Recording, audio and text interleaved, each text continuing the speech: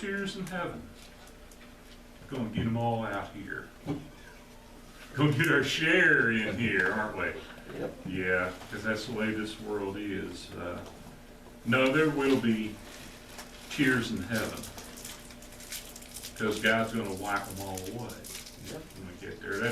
That's the reasoning of it. No tears, because God's going to wipe them away as they come along. And we might even say that about something in our lesson today as we look at Caleb, about all the sufferings that he went through in his life, that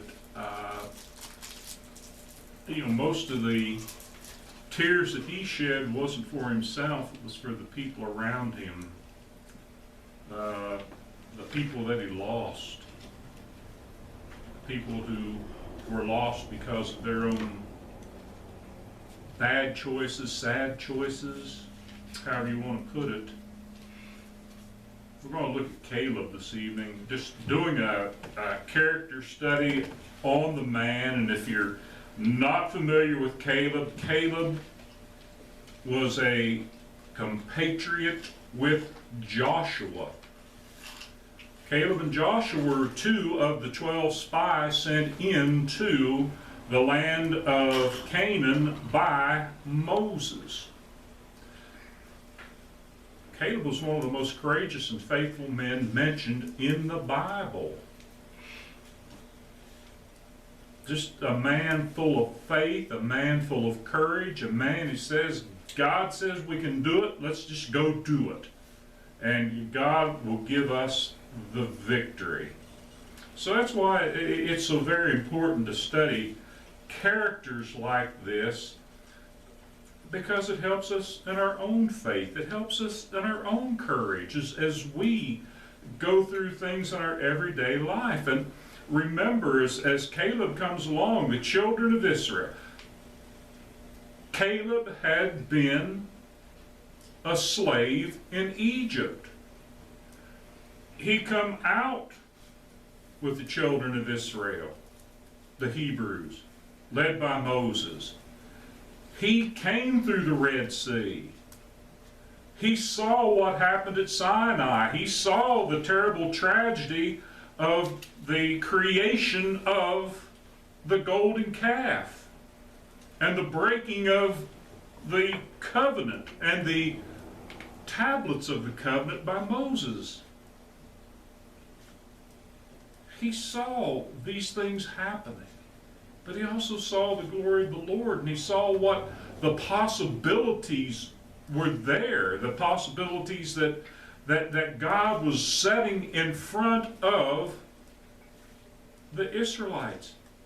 He saw the battles that had been fought from the time they left Sinai to the time when it comes for them to go into the promised land. He knew what God could do. And he trusted that what God said he could do, he not only could do, he would do. And that's what makes him such a great individual. And so we want to look at him and put his life in perspective. We don't know a lot about him, but what we do know about him is so important. Number one, Caleb was willing to do God's work. Now, not God's work in the sense of do what God should have been doing, but the work that God had given him, or really had given to all of Israel. First time that Caleb is mentioned in the Bibles in Numbers 13:6, when Moses was readying the 12 spies to send into Canaan. And Caleb was chosen to represent the tribe of Judah. Can you imagine that? The greatest of the 12 tribes, he was going to get to represent. That means he had to be a great man in that great tribe. They were to go into Canaan, spy out the land, come back, make a report of the goodness of the land. Right? That's in Numbers chapter 13, verse 17 through 20. Did you ever send somebody to do something and they come back and they do something totally different than what you sent them to do? I should have known. I should have known. Well, she'll send me for grocery and I'll come back with more than what was on the list. Is that the example you're Yeah, referring to? yeah, okay, that's, Mm-hmm. but this, so Moses sends the 12 spies into the land of Canaan, spy out the land, bring back a report on the goodness of the land. And 10 of the 12 spies come back and they bring out a report. Yeah, there's good stuff in the land. Look at this. We got clusters of grapes we have to carry on poles on our shoulders because they're so big. Yeah, it's really a good land full of milk and honey, but there are giants in the land and there are fortified cities in the land. Caleb and Joshua both said, look, it is a great land, but God can do it. God can give us the victory. It's full of fortified cities. Some of the people were giants, and we were talking about giants this morning after class. And listen, just because the Bible says giants doesn't mean they were supernatural giants. There are giants all over the place. Giants because of glandular disorders, okay? Giants that, they may have, they may be giants, but there may be other disorders within the bodies, within the systems that if you know where the weak points are in the system, the fact that they're a giant doesn't make any difference. They can be defeated because you look for the weak points. That's true in the military sense, right? A nation may look strong, but do you attack the strength of the nation or do you attack the weak points? You attack the weak points. That's what makes sense, isn't it? Okay. I throw that part in for free because sometimes we look at Goliath and we know that Goliath had some very weak points that helped when David attacked him. And David, being a military strategist to a degree, understood it. And he used the tactics to defeat him. Okay? Yes, God gave him the victory, but you know what? A lot of that was the wisdom that he had gained from knowing God's word. So, Canaan's full of fortified cities. Some people are giants here. But Caleb says we can take them. We can do it. What's he looking at? He's not looking at the strength and being afraid. He's looking at the weaknesses and saying, God's going to give us the victory. So when the spies returned, only Caleb and Joshua trusted God would give them the victory. The other spies gave a bad report. And not only did they give a bad report to Moses, what did they do? They stirred up the people. They stirred up the people. They caused fear in the people. Listen, there are two kinds of people in the world. There are people who will cause other people to fear. There are people who cause people to have faith. Let's be people who cause other people to have faith, not fear. Because at some point, if you get people to fear God, to be afraid of God, okay, obey God because you're afraid of Him, what happens when they're no longer afraid of God? They quit disobeying. But if you teach people to have faith, and that faith continues and that faith grows, they'll never stop never stop obeying God. They'll never become disobedient to God. And if they do stumble, they're not going to fall. These spies, they put fear into the people. Caleb and Joshua, they were putting faith into the people, at least trying to put faith into the people. Caleb was brave and showed his faith in God. Look at Numbers 13, verse 30. But Caleb quieted the people before Moses and said, "Let us go up at once and occupy it, for we are well able to overcome it." We can do it. God's behind us. God's with us. God's going to go before us. What more could we want? But the people wouldn't go, and they suffered because of it. 40 years in the wilderness. A generation dies in the wilderness. You think there were tears on Caleb's part as he watched people that he grew up with, people he came out of Egypt with, had suffered in Egypt with, as he watched them one by one die in the wilderness because of a lack of faith in God. Second thing we note is that Caleb's life was blessed because of his conviction, because of his faith, and because of his willingness to say, let's go. It's time to go. God's going to give it to us. When the people would not believe Caleb and Joshua, would not trust in God, God condemned all the people of Israel to 40 years of wandering in the wilderness. Only Caleb and Joshua survived the wilderness to enter the promised land. Those other people, they survived slavery in Egypt. They survived coming through the Red Sea. They survived coming through the desert, eating what? Quail, manna, and some of that. Maybe some of that came later. Most of that came later as a sort of a punishment. But yeah, they were provided for. All that stuff. And now they had to suffer through 40 years in the wilderness and didn't get to enter the promised land. But Caleb and Joshua did.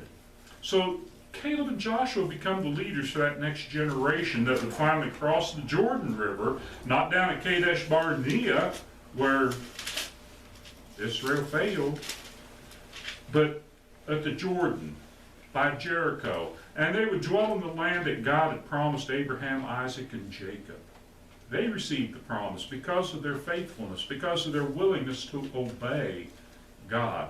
Now, see, but wait a minute. They didn't obey. They didn't go in. Those two didn't go ahead and go in. Well, no. That wasn't what it was. It was for all of Israel to go. But because they had a willingness to go, they couldn't help it that the rest wouldn't go with them. They had to wait until there was a generation ready to go with them. See what I'm saying? Sometimes there are people that are willing to do God's will, okay? Willing to take the extra step to do the extra thing. They just can't get the rest to go with them. I imagine they were frustrated. I imagine there were tears that were shed there because of it. But they then become the leaders.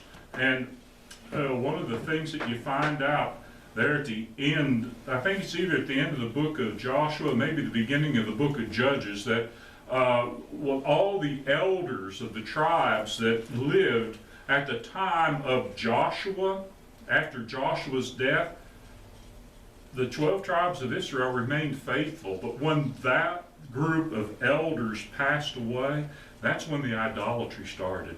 That's when in the book of Judges things really start to go bad, and they run into those cycles of disobedience, and then they have to have a judge come and save them, so to speak.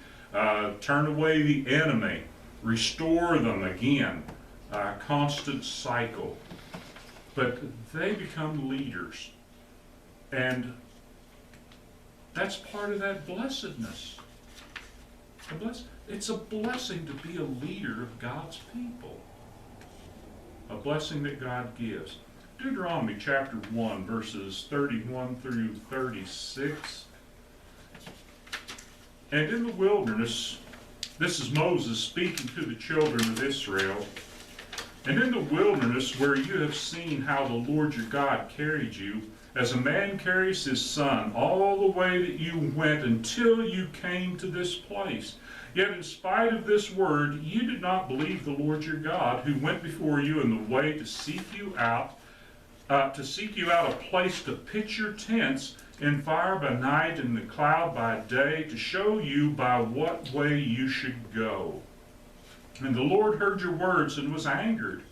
And he swore, not one of these men of this evil generation shall see the good land that I swore to give to your fathers, except Caleb the son of Jephunneh, he shall see it, and to him and to his children I will give the land on which he is trodden, because he has wholly followed the Lord. Of course, we know that Joshua was able to go in too, but Caleb of all those who were not essentially in a leadership role like Moses and Joshua, because Joshua was second in charge behind Moses, but Caleb is especially mentioned.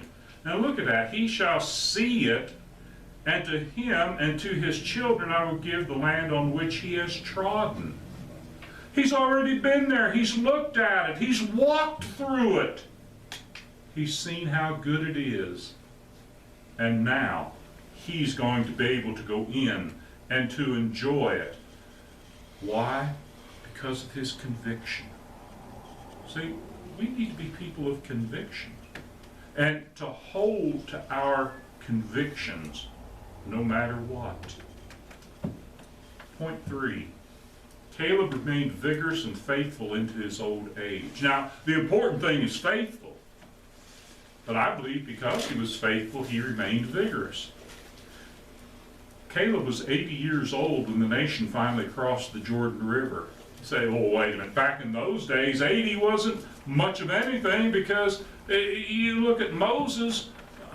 Moses is 120.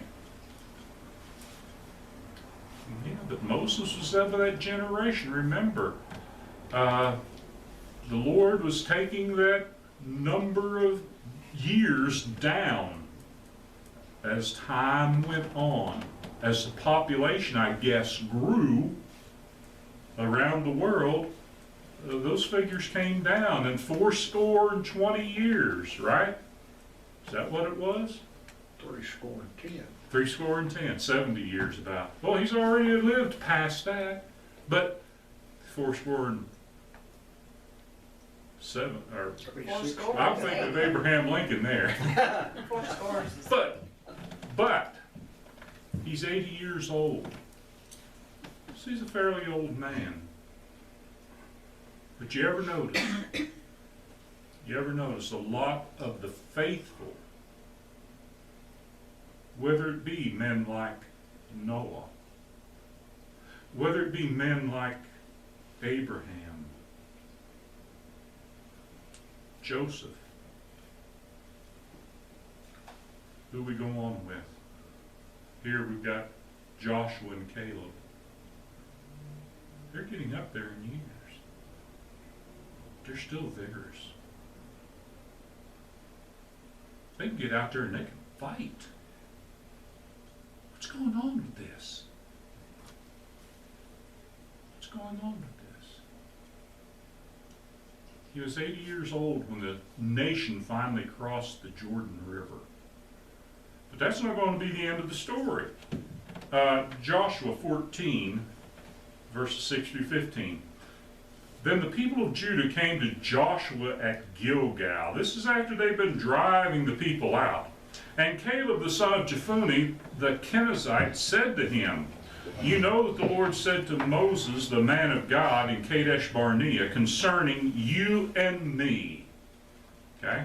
I was 40 years old when Moses, the servant of the Lord, sent me from Kadesh Barnea to spy out the land, and I brought him word again as it was in my heart. But my brothers who went up with me made the heart of the people melt. Yet I wholly followed the Lord my God. And Moses swore on that day, saying, surely the land on which your foot is trodden shall be an inheritance for you and your children forever, because you have wholly followed the Lord my God. And now behold, the Lord has kept me alive, just as he said, now 45 years, see? Now how old is he? Now he's 85 years old since the time that the Lord spoke this word to Moses while Israel walked in the wilderness. Now behold, I am this day 85 years old. I am still as strong today as I was in the day that Moses sent me. My strength now is as my strength was then for war and for going and coming. So now, give me this hill country of which the Lord spoke on that day, for you heard on that day how the Anakim were there, with great fortified cities. It may be that the Lord will be with me, and I shall drive them out just as the Lord said. Little hint here. Little hint for Bible study. You know what this sounds like to me? How many spies went into the land? 12. And how many tribes were there? 12. And the land was going to be divided up 12 areas for the 12 tribes. And the way he's talking here, he spied out this one area. It seems like each of the spies went to a different area, didn't they? Seems like it. And the area that he spied out was the area that Judah was going to get. And the area that he spied out was the one that had the giants in it. And he was the one that came back and said, we can take them. Now maybe they had gathered at a place, and as they were coming back, he was saying, man, they got some giants there and they got some fortified cities, and it scared the other ones. And they give that bad report, but he's the one that actually saw it. And Moses says, you're going to get that land. And you're going to take it. And the Lord keeps him strong and vigorous. 85 years old, and he's as strong and he's as ready to lead his people in the fight to take that land as he was when he was 40. What's going on with that? I don't understand. I wish I could do a lot of the things I did when I was 45, 40, 50, 10 years ago. Day before yesterday. Day before, yeah, there you go. What's going on with this? But I say I'm blessed. I feel blessed that I'm healthy as I am at this stage in my life. But he remained vigorous. Finally,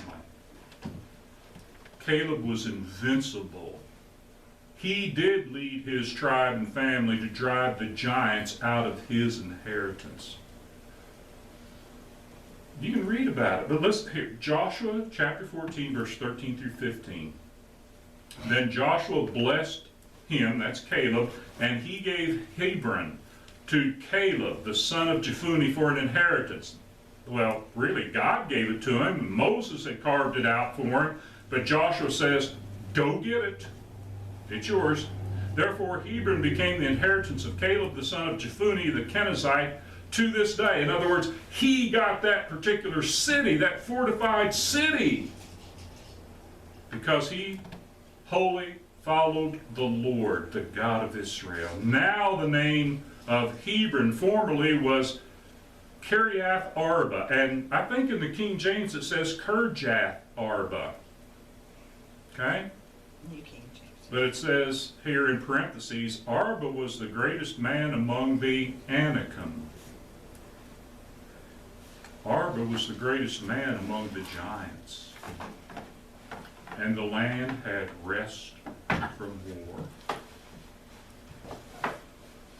We're not going to have rest from war till we defeat some giants.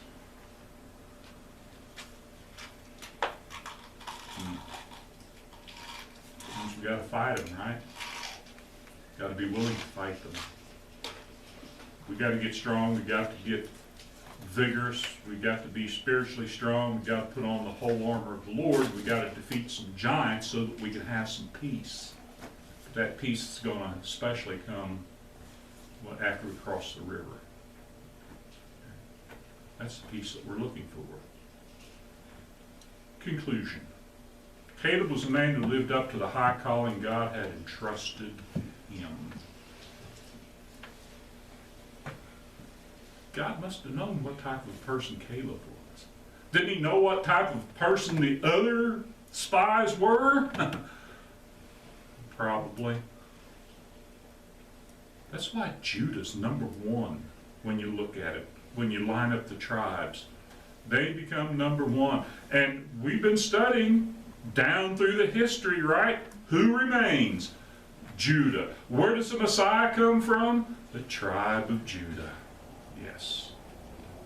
Through faith, conviction, perseverance, Caleb received his share in the promised land.